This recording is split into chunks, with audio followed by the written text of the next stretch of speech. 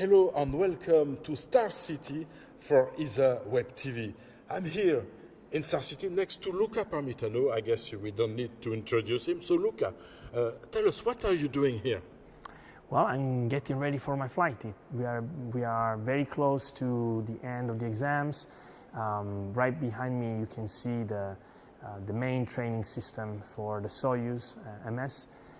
In a couple of days, my crew and I will be qualifying for our flight using just one of those, and after that it's going to be a little bit of quarantine in Baikonur on the Cosmodrome, and then the launch. You spend a lot of time in this little capsule and you're all cramped in. I mean, it's... Well, we do spend a lot of time, but it's all for good because it's training, and training is what makes us safe.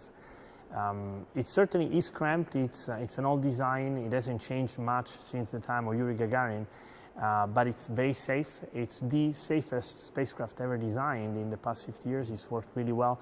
So as a matter of fact, even though it may be uncomfortable during the launching and the re-entry phase, it's not for a very long time, and I'd rather be safe. It's efficient, indeed.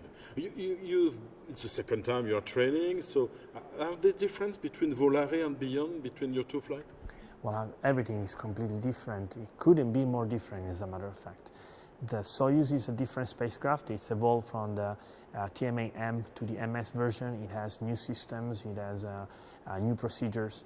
My crew is different, but also the space station, the experiments that we will perform are completely new, and most of them I've never done. There will be new tasks, possibly extravehicular activities that are very, very different from what I was prepared for last time. But I think that in the end, the biggest difference is myself. It's been 6 years. I've changed. I am now one of the senior astronauts. I have an experience behind me, and I'm flying with some crew members that are on their first flight. So they look to me for advice, for mentorship, the same way that last time I was asking as much as I could to make my experience the best possible. You'll be the commander on top of it. Yes, after a couple of months on the space station, I will assume the commandership of the space station in Expedition 61 for about 4.5 months, and it certainly is a responsibility that I feel. I will do it trying to stay as humble as I can, and understanding that the role of the commander is not to issue commands. My crewmates don't need me to tell them what to do. If anything, I am at their service, and my role is to help them perform at the best of their capabilities. And the last thing, you will be flying on the moon landing anniversary. Quite a nice coincidence, no? I really like symmetries, especially when they are completely coincidental.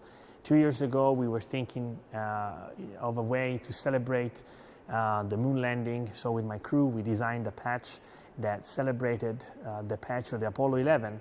And 2 years later, we are flying on the same day of the moon landing. And I think it's a very sweet coincidence that we can celebrate with our launch that momentous event in human history.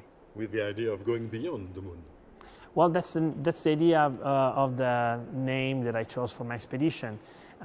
We have been flying around the Earth for the past 20 years with the International Space Station, laying the foundation of science and technology that we need to go beyond. So my hope is that the legacy of this mission, but not only this mission, all the missions that we perform, is that we can build the road, pave the road for the future generation of astronauts to go beyond low Earth orbit and explore further and further. Well, Luca Parmitano, thank you. Of course, on the ESA TV, on ESA Web TV, we will be following you beyond on all these fantastic adventures with the ISS. So stay connected. Thank you.